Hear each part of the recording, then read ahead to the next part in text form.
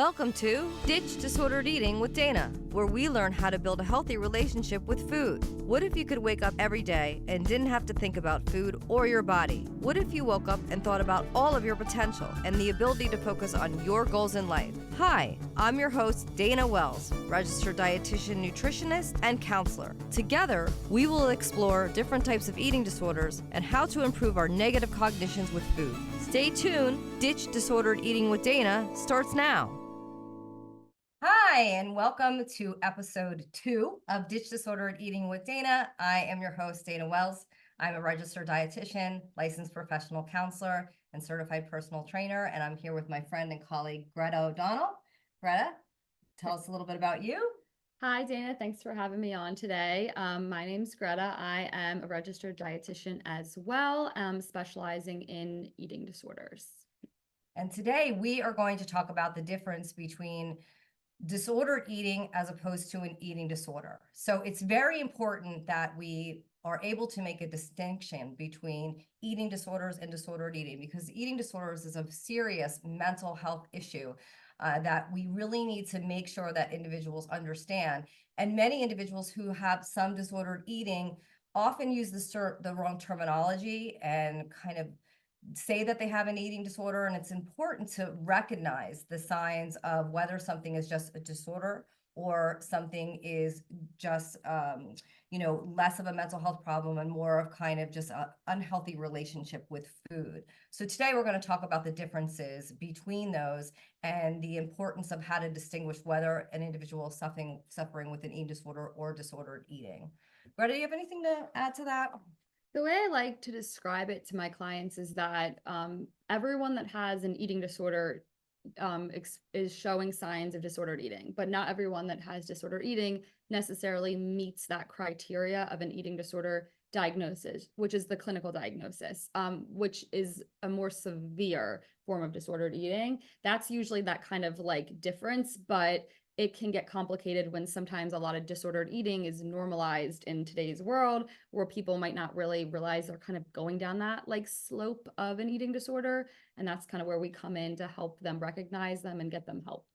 Yeah. And the way that we like to always make sure that individuals are getting the help that we need is to make sure that we define things properly and we help individuals understand, what we're talking about in terms of a clinical definition, as well as where to get the right resourcing. There's so much misinformation out there about disordered eating, eating disorders, dieting. So we want to make sure that individuals have the right information. And so this is one of the reasons we decided to start this show, because we have clients that come to us and they're struggling with their relationship with food. And they think that, oh, maybe I have an eating disorder, or they have an eating disorder and they're not really aware of it and they don't know how to get the help. So what we're going to do today is we're going to start out by defining what an eating disorder is. And we have our diagnostic and statistical manual of mental disorders. This is the, basic guide for mental health disorders. So this is going to be a great resource. A registered dietitian or a medical professional that specializes in eating disorders is another good reference. There is the Eating Disorder Association. That's another really great reference. And then just really reaching out to places that treat eating disorders are also really reliable. Sometimes, you'll go on and you'll Google or you'll tweet something about an eating disorder, and that may or may not be actual true facts regarding that. And it's really important that we make sure that we're using the right information and being able to know where to get the right information to be able to help ourselves. Yep, that's absolutely right. So I'm going to read what the eating disorder is from the DSM. So feeding and eating disorders are characterized by a persistent disturbance of eating or eating-related behavior that results in altered consumption or absorption of food. This significantly impairs physical health or psychological functioning. So that's really the thing that we want to look at when we're talking about, is this an eating disorder or is this disordered eating? What are the physical symptoms? What are the psychological symptoms? And what does the particular disorder look at? So the DSM has several different types of eating disorders in it, and then subsets. So they have pica, rumination disorder, ARFID, or avoidant restrictive food intake disorder, anorexia nervosa, bulimia nervosa, binge eating disorder, and other disorders too. Specifically, there's one called night eating syndrome, there's purging. So there's a wide variety of different eating disorders that we see in society today. And so it's also important to recognize kind of clinically where you are and what your eating disorder looks like, right? Yeah. I wanted to add to that, Dana, because something that's kind of a new add-on to the DSM is there used to be more of a criteria of like meeting a certain BMI to get a diagnosis, which was really hard for some of our clients because it made it feel like their struggle wasn't as valid if they didn't meet this like underweight criteria. You know, it kind of goes to the point of you can't look at someone and know that they have an eating disorder. And I was really happy about that update because, you know, you just can't, you never know. And you don't need to necessarily fit a certain look to be struggling with something like this. So I just wanted to kind of add that in, Dana. Yeah, absolutely. Eating disorders can often be hidden. An individual can have binge eating disorder or night eating syndrome, and you might not even know. So it is important that, it's not just defined by weight or body, but these other psychological and physical symptoms. So an example of some psychological symptoms would be things such as anxiety, OCD or obsessive compulsive behaviors, obsessing over weight, obsessing over the scale, obsessing over body image or body checking. So that would be not being able to leave the house without looking at yourself in the mirror. And if you don't like what you see, having trouble getting dressed. Individuals with extreme fear of being around food can be, another big psychological issue. So they'll either avoid places that they go that have food with them, or they'll avoid functions where they feel that they'll, be the center of attention. And so it's important that we recognize when these psychological symptoms get to the point where they're such a problem that the client does present with an eating disorder. Yeah. Any thoughts about that? Yeah, absolutely. Like, you know, kind of starting with so takes up some part of your brain space and then to a point where you're struggling to show up for work consistently, or, you know, a lot of clients sometimes have to drop out of school, like different Yes. age frames. So there's a lot, it really starts to impact you. And that's where we kind of cross that boundary from disordered eating to an eating disorder. Yes. And then our second symptoms is our physical health. So in terms of physical health, there's certain things that we recognize with an individual that's transitioning from an eating disorder to, or from disordered eating to an eating disorder. And so some of those physical health, I know Greta was going to talk about, we have a couple here written down. Mm-hmm. Would you like to share some of those? Yeah, so the ones that kind of fall under the physical health indicators would be, you know, extreme weight loss or gain. But to touch on that again, when I talked about it earlier, it doesn't always show up for everyone with an eating disorder, but it is often we see that. Health issues related to the weight loss or gain. We think about like lightheadedness, dizziness, sensitivity to cold, some of those kind of physical indications, losing their hunger cues. So being able to go these extended periods of time and not really notice the things that maybe someone with a more consistent eating schedule notice, like a stomach growling, you're almost just getting so desensitized that you just are used to it at that point. Along with fatigue, weakness, reduced ability to perform daily tasks or exercise. So, you know, you can kind of start to see there's a lot of deterioration with clients that are struggling with an eating disorder. Yeah, and we see this a lot with athletes who have eating disorders, right? So we'll have a client that'll come to us and they'll be struggling with food or their intake, and they'll start having these injuries. And what you'll see is that there might be one injury after another injury after another injury. And how does that present as an eating disorder? Well, what's happening is the body is not getting the nutrition that it needs and able to repair and regenerate. So these clients are not getting the protein needs, or they might be over exercising, or they might be doing both, right? And decreasing their protein and their intake, over exercising. So these injuries start happening over and over and over again. So this can be a sign if you have a child, maybe that's an athlete, or a loved one that's an athlete, and you see that they're working out, so the difference between a disordered eating and an eating disorder, it's a slippery slope, but it would be, you have someone that's an athlete training for a marathon per se, and they reduce their intake, or they change their intake as they continue to repair and get ready for their marathon. And then after the marathon is over, they either don't change those habits back, or you see an increased amount of exercise and then they get an injury. And instead of being able to relax and be able to help that injury heal, they'll keep running or they'll keep playing their sport, and they'll have a hard time relaxing and sitting still, and then they re-injure themselves. So now you're seeing a trend where their physical health and their psychological health is almost getting in the way of them being able to relax and repair and be able to reset themselves. So that would kind of be a indication of something that's going from disordered eating into an eating disorder. Yeah, we do see quite a lot of that. And it is very cyclical where, like I see like concussions a lot where clients are not really on their A game. They're on the field hockey. They're getting kind of pushed around and they haven't eaten since dinner the night before. And now they're getting knocked down. You've got the concussion and then the healing. You have to eat to heal. So now they're trying to fix broken bones or brain injuries on such a limited amount of nutrition. It's nearly impossible. And they don't understand why they're not getting better sooner. They're used to performing well. And it's food. Food's always the answer in those situations. Yeah. So that's one example. Another example that I can think of offhand is a client that I'm seeing currently right now that came to me and said that, she had an eating disorder. She said that she had binge eating disorder and that she was really struggling and that she needed help with her binge eating disorder because it was feeling out of control. So what does out of control feel like when you think about a binge?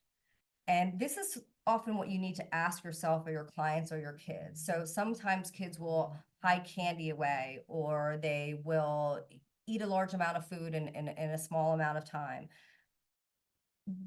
You need to determine whether that is a true binge or binge eating disorder, or it's just what it is, either eating a large amount of food or having control over certain amounts of food. So what we're going to talk about when we come back from break is these different types of, disorders and these different types of behaviors that can start out as disordered eating and leading into an eating disorder, similar to the exercise. But right now, we're going to take a short break, and then that's what we're going to pick up on next time.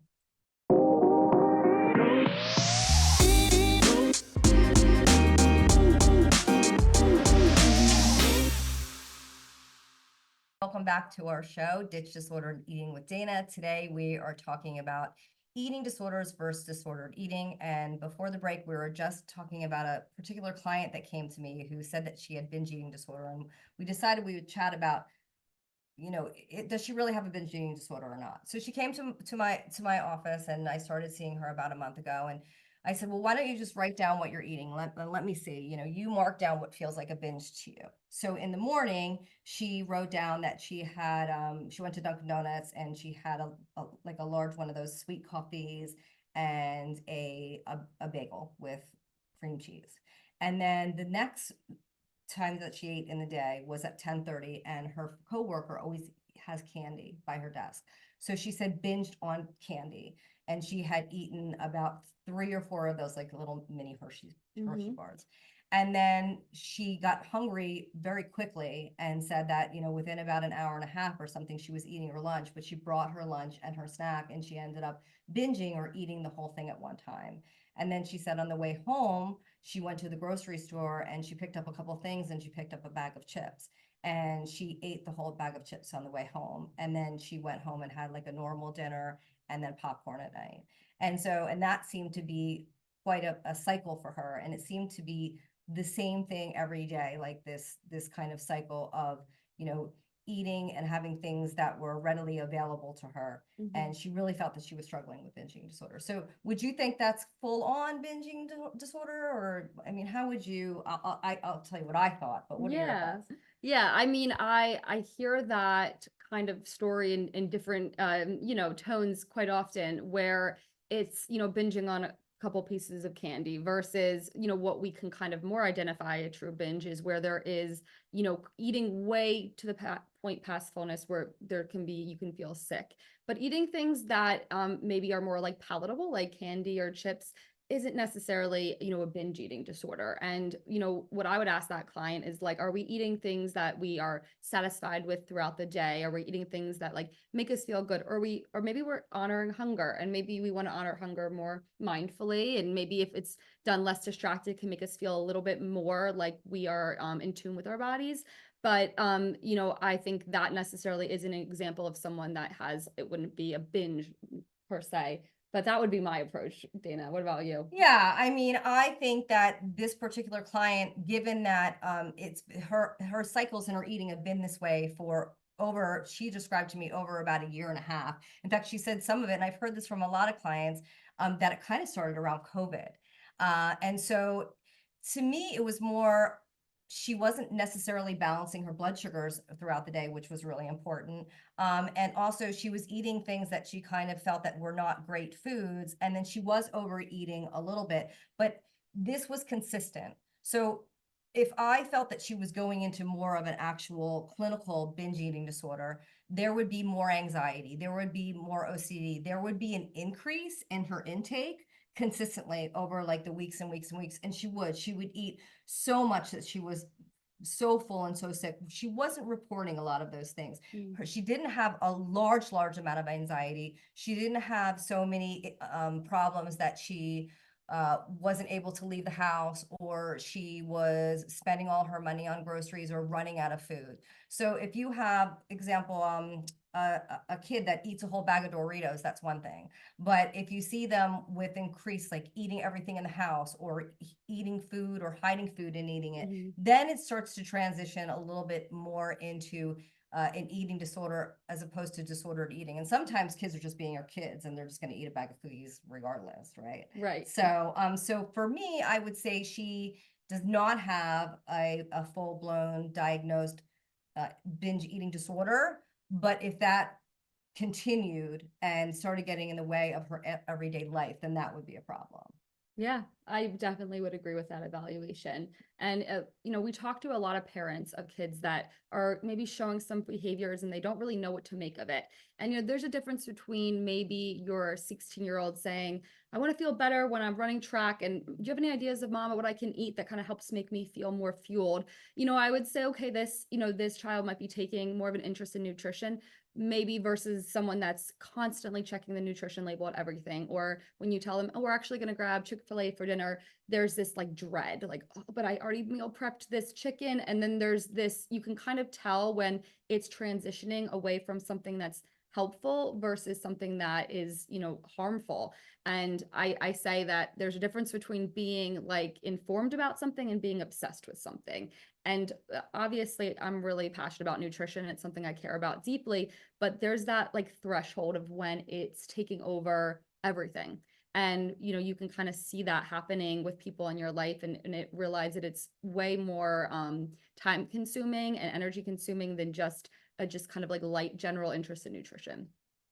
Absolutely. And it's such a slippery slope too, because you could have someone that is very regimented in the way that they eat, and the way that they're kind of following a meal plan. We don't like to use the word diet. We don't believe in dieting, but they're put themselves on that something that's restrictive to reach goals, or to reach their either it could be a weight goal or it could be a strength and fitness goal. And what happens is they kind of put themselves in their little box, and suddenly they might give up a certain food, right? So all of a sudden you might see someone that says, okay, well, I've given up red meat, which that's great. That's fine.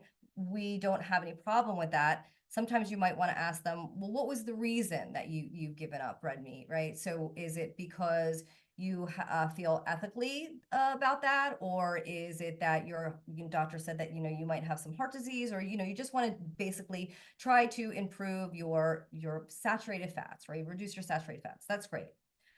However, if you see someone that then says, well, I'm going to be a vegetarian, or I'm going to be gluten-free, and they start making their world of food smaller and smaller and smaller, to the point where they can't go out to a restaurant, or they have a hard time choosing foods, or if their food, like Greta said, is altered at all, they start getting really anxious about that. And then also kind of get obsessed about other things, get obsessed about the scale, or get obsessed about their clothing, or start wearing larger clothing. We see a lot of clients that start restricting and feeling really badly about themselves, and they start walking around in sweatpants and things of that nature. Now, I want to be clear, it's not that we don't support vegan meal plans and all sorts of things, but we're talking about actually seeing a quick kind of change that goes from 0 to 60 very quickly. Usually things like that take a while, or they've seen something that makes a huge impact on them, so they've decided to change what they eat. Does that make sense? Do you have any more to add that after Yeah, that? yeah, absolutely. It does kind of cross over from being, there's some health benefits of maybe moving some things around or adding more fiber. But once you start being so limited and restricted, your health is now going in the other direction. And usually there's more obsession about food. And then when clients start to say, I feel like I think about food all day long, and I'm like, well, when did this start? And usually it's when they start dieting or engaging in disordered eating behaviors, where they didn't feel this like draw towards food until they started being so strict with themselves and so disciplined. And being disciplined with food, I think, gets like glorified in our world of, oh, this, my friend, she's so good, she just eats a little crust off her pizza and she eats salad every day. And I don't see that personally as like someone has a good relationship with food. That would actually be more like red flags. But that's where, when we think about our teenage clients, or really any client of any age, going online and seeing this behavior as like this person has all this willpower, instead of maybe this isn't a good thing for them to be doing. Yeah. And I think it can be difficult in this world also because there's so much misinformation about food, right? So, and individuals who really have a gluten sensitivity normally need to get that tested or verified by a doctor. And there's a lot of misinformation about labels as well. So, if you think that you're struggling with disordered eating or an eating disorder, what we would recommend is making sure that you understand what the psychological issues are with it, what the physical issues are with it, and then go to see someone that really can evaluate or know.